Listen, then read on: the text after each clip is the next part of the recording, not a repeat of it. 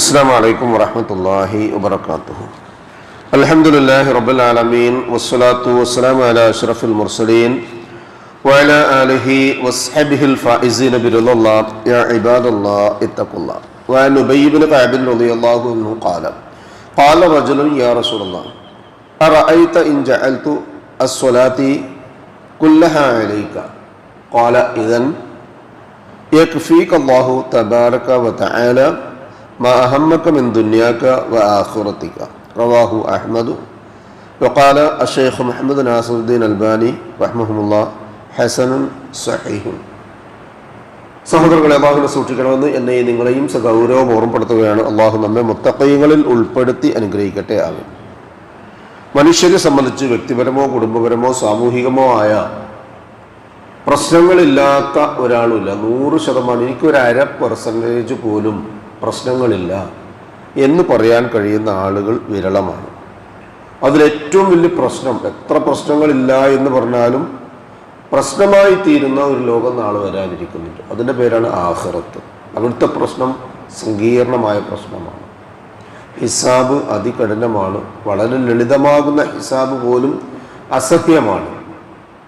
ആ ഹിസാബിലേക്ക് എത്തിച്ചേരാനുള്ള സമയവും ദൈർഘ്യവും കടന്നു പോകുന്ന ദുർഘടമായ ഘട്ടങ്ങളുമൊക്കെ ഹദീസ് വിശദീകരിക്കുന്നത് കണ്ടാൽ ഇഹലോകത്ത് നമ്മൾ ജീവിച്ചതിനേക്കാൾ ബർസഖിൽ നാം കഴിഞ്ഞുകൂടിയതിനേക്കാളൊക്കെ സുദീർഘവും ദുർഘടവുമാണ് ആ പാത.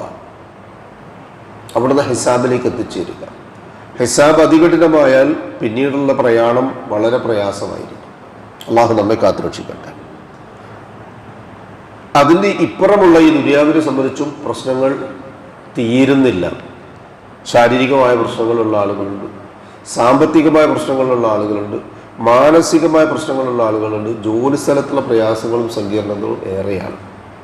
കഴിഞ്ഞ ദിവസം ഒരു ഉസ്താദ്, നമ്മുടെ നാട്ടിലുള്ള ഒരു ഉസ്താദ് പോസ്റ്റ് ചെയ്ത ഒരു പോസ്റ്റിൽ 30ഓളം ആളുകൾ അദ്ദേഹം പരിചയപ്പെടുത്തുന്നുണ്ട്. അദ്ദേഹം പഠിപ്പിച്ച മക്കളിൽ, സ്റ്റുഡൻസിൽ, വിദ്യാർത്ഥികളിൽ 30ഓളം ആളുകൾ, മരണപ്പെട്ട ആളുകളുടെ ലിസ്റ്റ്. ഉസ്താദൊന്നും ജീവിച്ചിരിപ്പുണ്ട്. ഒക്കെ ചെറുപ്പക്കാരാണ്. അല്ലാഹു സുബ്ഹാനഹു വ തആല അവർക്കൊക്കെ മഗ്ഫിറത്തും റഹ്മത്തും നൽകി അനുഗ്രഹിക്കട്ടെ. എന്തുകൊണ്ട് ചോദിച്ചാൽ താങ്ങാനാവുന്നതിന് അപ്പുറമാണ് മാനസികമായ സംഘർഷങ്ങൾ, ടെൻഷൻ, ജോലി സ്ഥലത്ത് ജോലിയിലുണ്ടാകുന്നത്, അതിൻ്റെ വേതനത്തിലുണ്ടാകുന്നത്. രണ്ടറ്റം മുട്ടിക്കാൻ കലണ്ടറിൽ 1 മുതൽ 5 വരെയുള്ള ഡേറ്റ് ഇല്ലാതിരുന്നെങ്കിൽ എത്ര നന്നായിരുന്നു എന്ന് ആഗ്രഹിക്കുന്ന ആൾക്കാരുണ്ട്. വാടക കൊടുക്കാൻ കഴിയാത്ത ആളുകൾ, കൂലിയിൽ നിന്ന് കിട്ടുന്നത് മതിയാകാത്ത ആളുകൾ, ദൂർത്തടിച്ചിട്ടും ദുർവ്യയം ചെയ്തിട്ടുമല്ല, ജീവിക്കാൻ പര്യാപ്തമല്ലാത്തൊരു ഘട്ടത്തിലൂടെ കടന്നുപോയിക്കൊണ്ടിരിക്കുന്നു. വർദ്ധിച്ചു വരുന്ന ചെലവുകൾ, ഇങ്ങനെ തുടങ്ങി 100 കൂട്ടം നീറുന്ന പ്രശ്നങ്ങളുണ്ട്. പക്ഷെ പല ആളുകളും നേരത്തെ പറഞ്ഞ ആ ആഖിറത്തിന്റെ പ്രശ്നങ്ങൾ ഇട്ടെറിഞ്ഞുകൊണ്ട് ഖുർആൻ പറഞ്ഞതുപോലെ ബൽ തുസിറൂന ഹയാത്തദ് ദുനിയ വൽ ആഖിറത്തു ഖൈറും വഅബ്ഖാ എന്ന് പറഞ്ഞില്ലേ. നാളെ പരലോകത്തിന്റെ കാര്യമാണ് വലുത്. പക്ഷെ അത് മറന്നുകൊണ്ടാണ് ഓടിക്കൊണ്ടിരിക്കുന്നത് എന്ന് മാത്രം. ആ ഓട്ടം എവിടെ? ഒരു പടുകുഴിയിൽ എത്തുന്നത് വരെ ഓടിത്തകർന്ന് ഒരു നാൽക്കാലിയോ മറ്റോ മൃഗമൊക്കെ പേടിച്ചരണ്ട് ഓടി ഒരു പൊട്ടക്കള്ളൽ വീഴുന്നത് പോലെയാണ് മനുഷ്യൻ തൻ്റെ പടുകുഴിയാകുന്ന ഖബറിൽ എത്തിച്ചേരുന്നത്. ഖുർആൻ പറഞ്ഞില്ലേ, ഹത്താ സുർത്തുൽ മഖാബിർ, ഖബറിലെത്തുന്നത് വരെ ഈ ജാതി അവസ്ഥയിലാണ് മനുഷ്യനുണ്ടാവുക. ഇനി കരകയറ്റമില്ല, സഹായിക്കാൻ ആരുമില്ല. ഇപ്പൊ നമ്മൾ ഓതിയ ആയത്തില്ലേ, മാ അദ്റാക മാ യൗമുദ്ദീൻ സുമ്മ മാ അദ്റാക മാ യൗമുദ്ദീൻ യൗമ ലാ തംലികു നഫ്സുൻ ലിനഫ്സിൻ ഷൈഅ. ആത്യന്തികമായി പടച്ചോൻ പറയാ, സഹായിക്കാൻ ആരുമില്ല. വൽ അംറു യൗമഇദിൻ ലില്ലാഹ്, കാര്യങ്ങളൊക്കെ തീരുമാനിക്കാനുള്ള കടിഞ്ഞാണ് പടച്ച റബ്ബിന്റെ കൈകളിൽ മാത്രം നിക്ഷിപ്തമാണ് എന്ന് പറയുന്ന അവസ്ഥയിൽ എല്ലാ പ്രശ്നങ്ങളിൽ നിന്നും പരിഹാരമുണ്ടാകും. എല്ലാ പ്രശ്നങ്ങൾക്കും പരിഹാരമുണ്ട്. ശാരീരികമാകട്ടെ, മാനസികമാകട്ടെ, ദുന്യവിയാകട്ടെ, ഉഖ്റവിയാകട്ടെ. ആ പ്രശ്നത്തിന്റെ പരിഹാരമാണ് റസൂലുള്ളാഹി സ്വല്ലല്ലാഹു അലൈഹി വസല്ലമയോട് ഒരു മനുഷ്യൻ വന്ന് ചോദിച്ച ചോദ്യത്തിന്റെ ഉത്തരമായി നമുക്ക് മുൻപിൽ കാണാൻ കഴിയുന്നത്.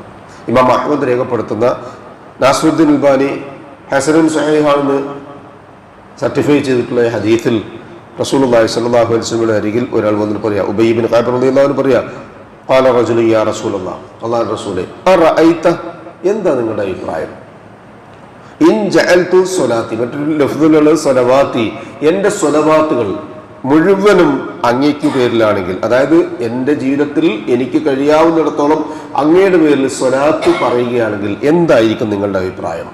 ഖാല, റസൂലുള്ളാഹി സ്വല്ലല്ലാഹു അലൈഹി വസല്ലം, ഇദൻ, അങ്ങനെയാണെങ്കിൽ യക്ഫീക അല്ലാഹു, അള്ളാഹു തീരുമാനിക്കും, അള്ളാഹു തീർത്തു തരും.